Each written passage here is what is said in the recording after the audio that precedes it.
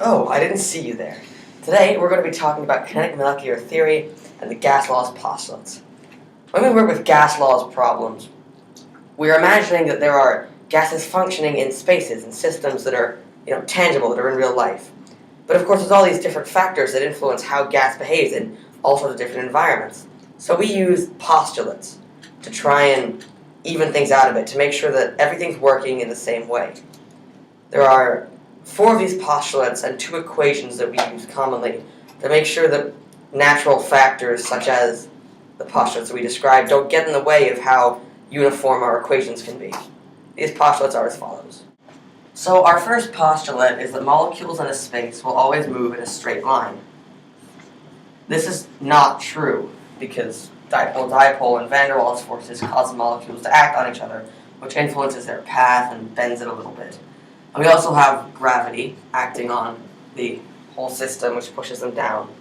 But there are gas molecules take up a lot of space, and so the distance between them is really, really great.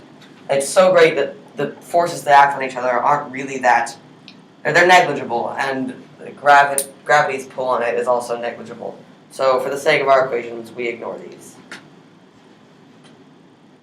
Okay, so the second postulate is that molecules don't have volume, and we know this is false because molecules do have a mass, but their mass is so small compared to the rest of the container that they're in that their volume can't be considered. The third postulate is that molecules have no attractions or repulsions. We know this is wrong because of intermolecular forces.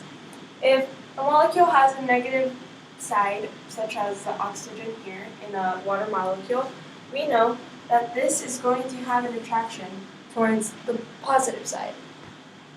But we can also have to consider that the distance is so far apart that the forces aren't going to be that strong. And it's the same thing as if it's a positive, that's going to have not a repulsion. So that can also make it more apart, but then also the distance once again is too far, so it's not going to affect it that much. The fourth postulate is that collisions are elastic, this meaning that no energy is gained or lost when molecules collide, and that all energy is transferred. We know that this is not true because energy is lost during collisions. For example, 2 pool balls. When they collide, energy is lost and they slow down. We use this postulate, however, because the energy that is lost is very small compared to the total energy that is in the system. Okay, so here are our 2 equations. So in the first equation, it's saying that kinetic energy is equal to 1/2 of mass times velocity squared, and which means that kinetic energy has a direct relationship to mass and has a direct relationship to velocity, and which means that if either mass or velocity increases, then kinetic energy increases. And then it's saying that mass and velocity have an inverse relationship, so if velocity increases, mass decreases. And then in the second equation, it's saying that kinetic energy is equal to 3/2 of K, which is a constant, times T, which is temperature. So it's saying that this is a direct relationship between kinetic energy and temperature. So if temperature increases, then kinetic energy increases as well. So if we have 2 atoms, the forces between those atoms, the nuclei of the atoms, exerts a positive charge on the... Oh my god! No!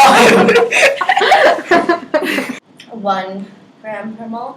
So, yeah, this is not right. I don't know what I'm talking about. Can we not? I wouldn't jump into that tangent. Okay. It's not dipoles. It's not. No. What? Collide. But all the energy in the system is